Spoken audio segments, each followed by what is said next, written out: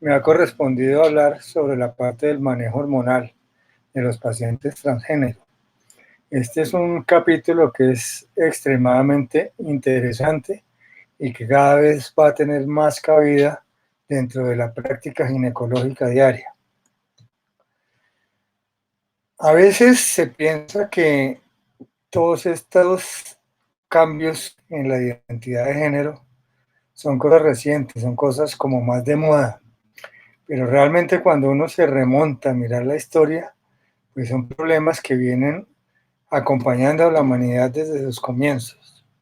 Por ejemplo, podemos remontarnos a algunos grupos de indios, los Hijra, que son reconocidos desde el siglo III antes de Cristo como el tercer sexo, un grupo religioso, que son vestidos de mujer, hablan de sí mismos en sexo femenino. Otro ejemplo para nosotros está más cerca, allí en México, los muxes, también considerados el tercer sexo, están presentes desde la época precolombina en la región zapoteca y juegan un rol muy importante en la familia, son encargados de criar, de cuidar muchas veces a los hijos. En las sociedades precolombinas han sido considerados como seres sagrados, ya que se considera que reúnen dos almas en un mismo cuerpo y al ser dos almas unidas en un solo cuerpo tienen la posibilidad de comunicación con el mundo espiritual. Tal vez quien encarna completamente el sentido del transgenerismo es el dios Baco Dionisio, presente tanto en la cultura griega como en la romana. Es hijo de Zeus y Semele. Se dice que tiene una parte femenina y masculina porque fue llevado hacia una laguna y allí se fusionó con una musa. Por lo tanto, se considera que tiene esas dos partes, masculina y femenina. Es considerado el dios clásico del vino, del éxtasis y la locura. Y la locura porque en las bacanales, las fiestas dedicadas a él, la gente terminaba desnuda y haciendo muchas, muchas locuras. En Grecia se habla de la diosa Castalia. Era una diosa capaz de acceder a las almas femeninas encerradas en los cuerpos masculinos. Ahí vemos una laguna, un oráculo dedicado a la diosa Castalia. Otro personaje importante dentro de todo aparte de transgénero, es el hermafrodito, considerado importante porque es un ser masculino que además tiene mamas. Es hijo de Afrodita y de Hermes. También es importante porque fue unido en un lago con una ninfa y ahí viene su parte de tener masculino y femenino. Existían también las sacerdotisas llamadas Gala, que eran capaces de ingresar al alma femenina atrapada en un cuerpo masculino y además tenían la capacidad de amputar los genitales cuando la persona no consideraba que su cuerpo era concordante con su identidad.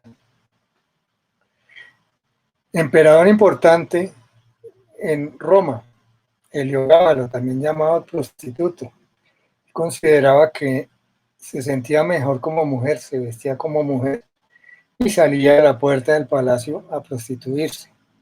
Fue uno de los primeros que pidió a sus médicos realizar cirugía para cambiar su cuerpo al de una mujer.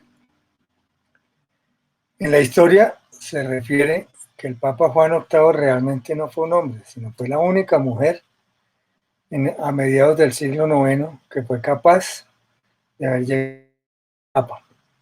O sea, que se considera también parte del transgenerismo. Pero tal vez en el siglo pasado, en el siglo XX, dos personas que influyeron muchísimo fueron Magnus Hirschfeld y Harry Benjamin. Fueron personas que realmente fueron de las primeras en buscar respuestas médicas al problema y Hirschfeld fue el primero en acuñar el término de transexualismo como una de las cosas que conocemos hoy en día. Es preocupante ver cómo seguimos teniendo muchas diferencias culturales. Y aquí traigo un ejemplo de lo que ha pasado en nuestro país no hace mucho, y como una mujer transgénero es rechazada por la comunidad, es agredida por la fuerza, porque no, su homicidio no fue la primera vez que fue agredida, sino al parecer era una pugna que llevaba tiempo. En algunos medios de comunicación ni siquiera se habló de una mujer transgénero, sino que un hombre fue asesinado.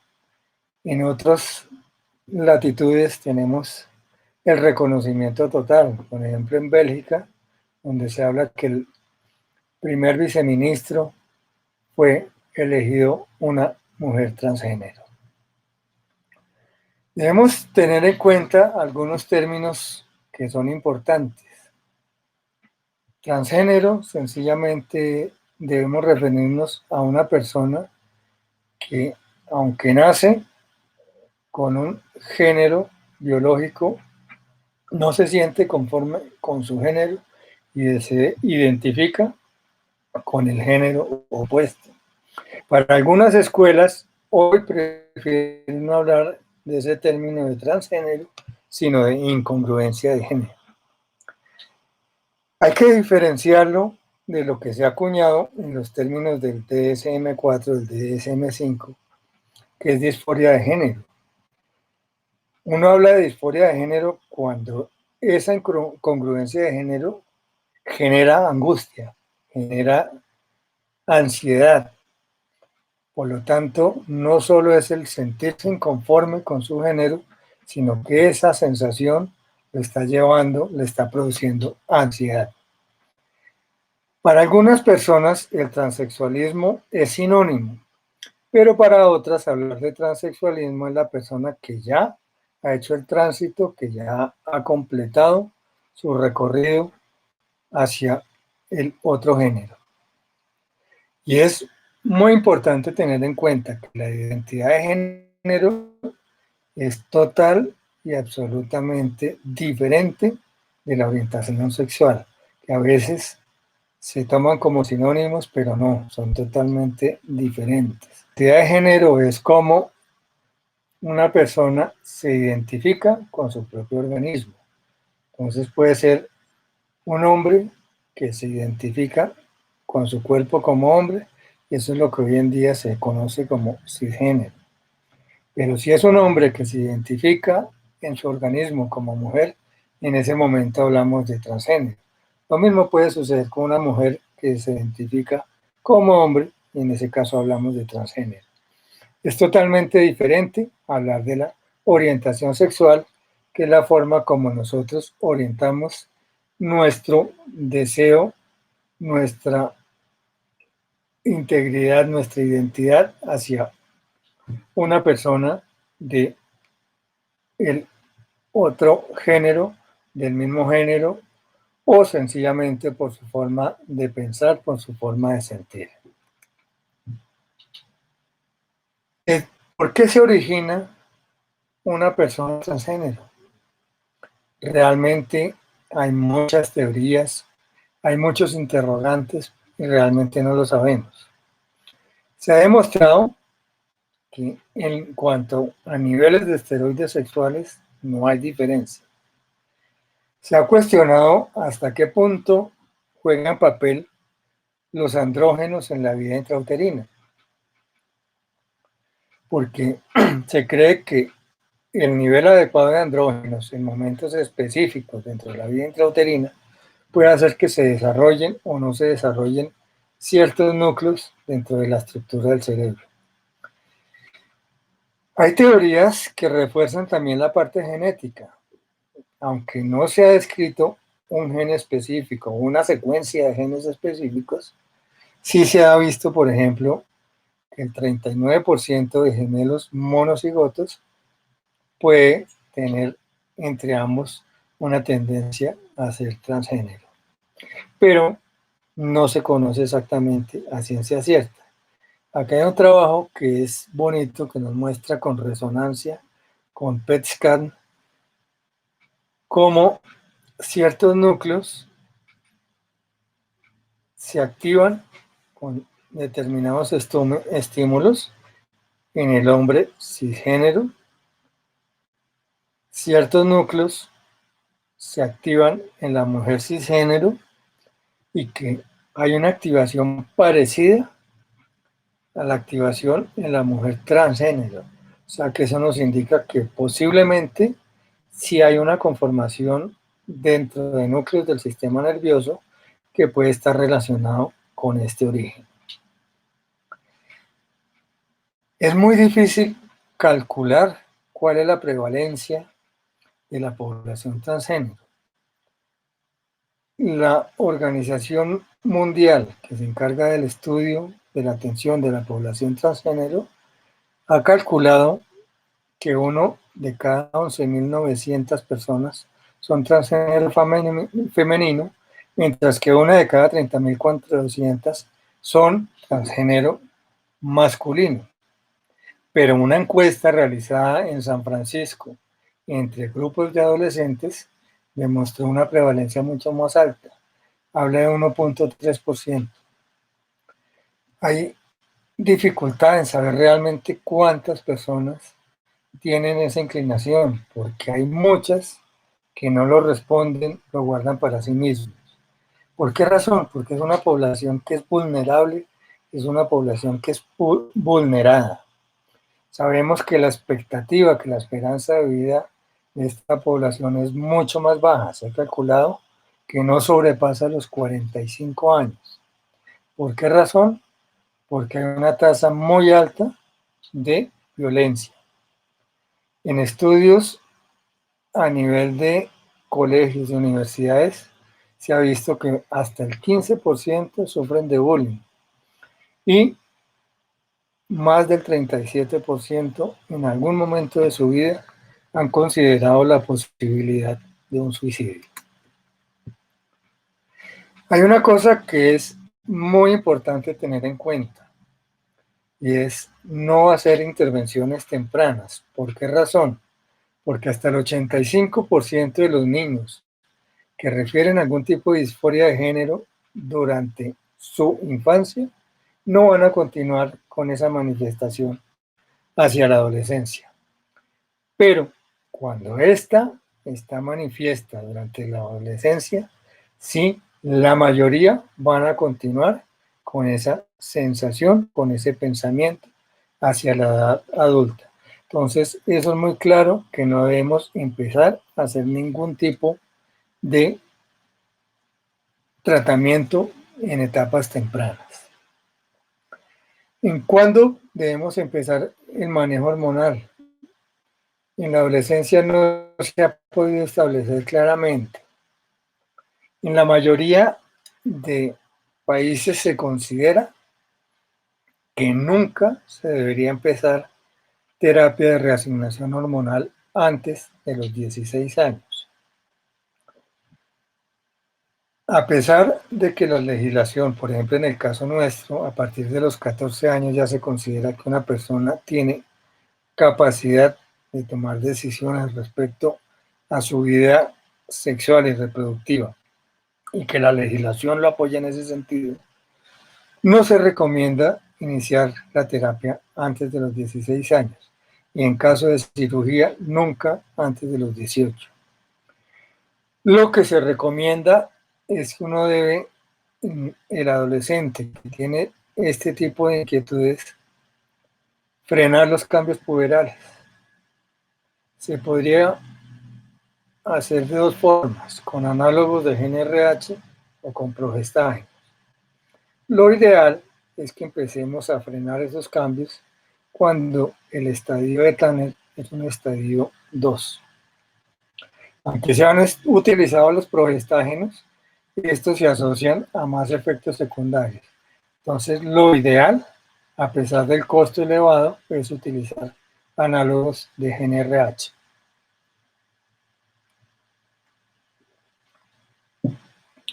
Se discute y no hay acuerdo sobre el efecto que pueda tener sobre la masa ósea. Hay artículos, hay trabajos que dicen que sí podría retrasar la adquisición del pico de masa ósea, pero eso no está demostrado y al parecer, a pesar de que retrasa ese pico de masa ósea, no hay ningún problema más adelante en adquirirlo y parece que no tiene ningún impacto sobre el riesgo de fractura. Lo otro que es importante es que los adolescentes no siempre tienen claro sus expectativas respecto a fertilidad y este es un aspecto que no siempre es fácil de discutir. Se sabe que al utilizar los análogos se puede comprometer la fertilidad. Se discute hasta qué punto podría tener algún efecto sobre el desarrollo de algunos núcleos en el cerebro. Esa parte está en discusión, por eso la coloco interrogada. Y pueden asociarse a efectos secundarios como aparición de oleadas de calor y alteraciones en el estado de ánimo. ¿Cómo vamos a hacer en el adolescente para hacer la terapia ya de reasignación hormonal después de los 16 años? Para el transgénero femenino vamos a utilizar dosis crecientes de estrógenos. Empieza con dosis bajas y va aumentando cada 6 meses hasta que a los 2 años se logra la dosis del adulto. Hay diferentes opciones. Podemos utilizar estrógenos conjugados, podemos utilizar estradiol oral o podemos utilizar estradiol transdérmico. Para el transgénero masculino utilizamos dosis crecientes de testosterona. Hacemos lo mismo, aumentos cada 6 meses hasta que en el lapso de 2 años se logra la dosis del adulto. En este caso se puede utilizar por vía intramuscular enantato o un decanoato de testosterona o por vía percutánea testosterona en gel.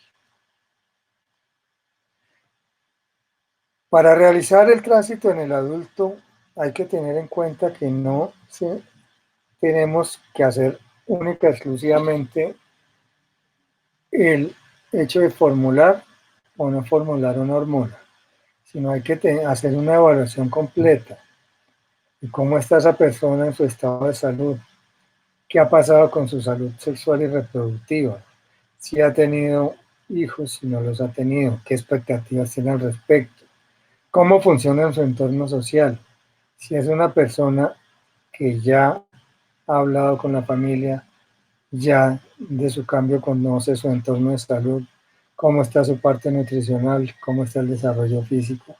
Y todo eso nos va encaminando hacia cómo debemos ayudar. Y tener en cuenta que no todas las personas tienen expectativas iguales sobre lo que es su tránsito. Algunas personas pueden sentirse cómodas sencillamente con vestirse como la persona del género que desea. Con cambiar el vestido puede ser suficiente. Para otras, el tratamiento hormonal puede ser su meta, mientras que otras quieren hacerse el tránsito completo y finalizar con cirugía para cambio de sus genitales. ¿Cuáles son las metas terapéuticas? Son básicamente dos: reducir los niveles de hormonas endógenas, de esa manera disminuir los caracteres sexuales secundarios del género designado. Y, en segundo término, reemplazar los niveles hormonales del género con el cual se identifica.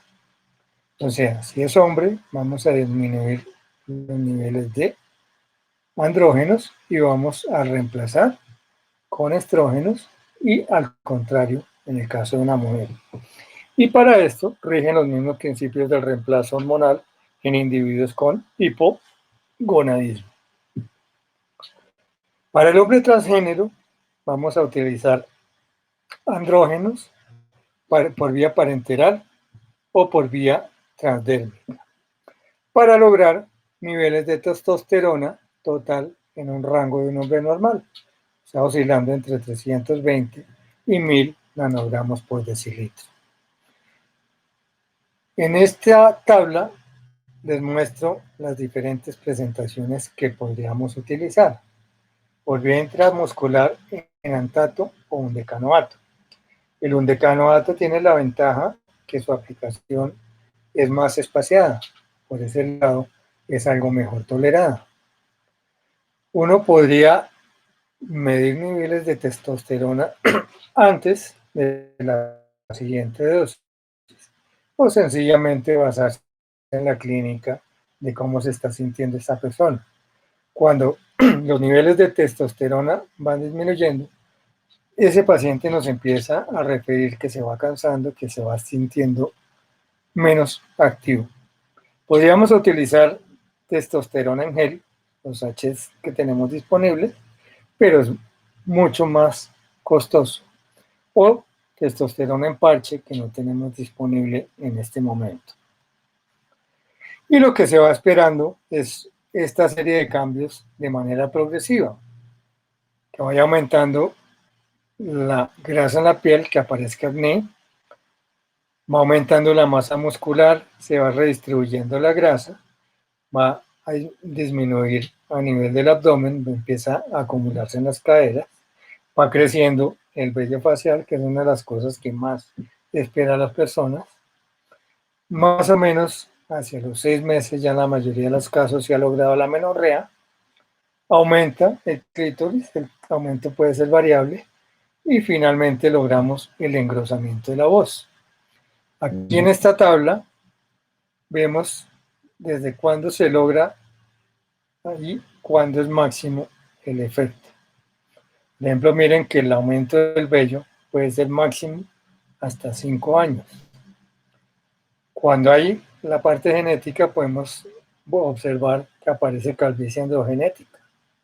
También el aumento de masa muscular puede ser máximo hasta los 5 años, lo mismo que la redistribución de la grasa. Y el engrosamiento de la voz va apareciendo hacia los 2 años.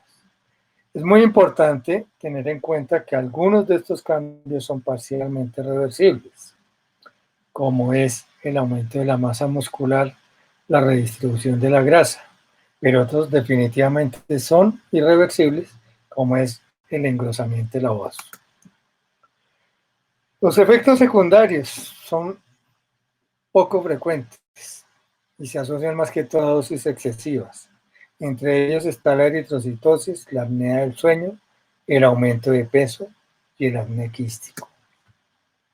Ustedes ven que esto es lo que se ve sobre el perfil lipídico, una ligera disminución del HDL y un aumento de los triglicéridos. Pero lo que importa es que no hay un efecto metabólico importante sobre metabolismo de carbohidratos y los metaanálisis muestran que a largo plazo no tiene un incremento significativo sobre eventos cardiovasculares. En la mujer transgénero hay que hacer un poquitín de vuelta más grande, porque las dosis que utilizamos de estrógenos no son suficientes para suprimir la producción de andrógenos. Entonces hay que utilizar también antiandrógenos. Se podrían utilizar antiandrógenos o se podría inhibir por completo la producción con análogos de GnRH. Y la idea es lograr niveles de estradiol que vayan entre 100 y 200 picogramos. Aquí están las diferentes presentaciones. Estrógenos orales entre 2.5 y 7.5 miligramos días. Estradiol 2 a 6 miligramos en gel o en parche. Podría utilizarse el hidroxibenzoato de estradiol, no es la mejor forma. Y como antiandrógenos, definitivamente, primera opción, recomendamos el uso de espironolactona entre 100 y 200 miligramos diarios. A medida que va administrándose los estrógenos, pues lo que se espera es que la piel se va volviendo menos grasa. La redistribución de la grasa es al contrario de lo que habíamos visto, ¿no? Empieza a acumularse más a nivel de las caderas, van disminuyendo las erecciones, el vello facial va disminuyendo la cantidad en que aparece, va disminuyendo el deseo sexual, crecen las mamas, que es una de las cosas que más esperan las pacientes, y finalmente disminuyendo el volumen de los testículos y aparece la infertilidad, que esa muchas veces es irreversible. Aquí en esta tabla también vemos los cambios como van esperándose desde que inician hasta que se logra el máximo efecto. Ven ustedes que a los 3 años es cuando esperamos que se logre el máximo efecto, como es la disminución de la espermatogénesis y del crecimiento del vello. Los efectos secundarios también se asocian con dosis excesivas, pero hay dos en los cuales voy a hacer énfasis y que hay que tener cuidado, especialmente cuando hay factores de riesgo, pues la aparición de trombosis venosa y tromboembolismo pulmonar. Cuando hay antecedentes familiares, hay que tener en cuenta esto y administrar, si es posible, por vía transdérmica el estrógeno. Y como utilizamos dosis altas de estrógenos, es posible que aparezca hiperprolactinemia o que se desarrollen adenomas productores de prolactina. Ocasionalmente hay que chequear los valores de prolactina. En cuanto al perfil lipídico, podemos esperar algunos efectos benéficos, como la disminución del colesterol, la elevación de HDL, pero por las dosis altas de estrógenos podemos también esperar alguna elevación de los triglicéridos. No hay ningún impacto importante sobre el metabolismo de carbohidratos. Y una de las inquietudes que siempre ha habido es si yo voy a utilizar estrógenos a largo plazo, ¿qué va a pasar con hiperplasia y carcinoma de próstata? Tan solo hay unos pocos reportes de casos que demuestran que podría presentarse, pero realmente es un efecto que no tiene un impacto importante y se considera que el riesgo es bajo. Y podemos concluir que definitivamente el ser transgénero no es ninguna moda ni enfermedad. Uno de los problemas que sigue existiendo es que las personas trans siguen siendo discriminadas. Hoy en día se considera que los tratamientos hormonales son seguros y son eficaces y definitivamente el ginecólogo juega un papel importante en este tratamiento. Esto era lo que quería transmitirles. Muchas gracias.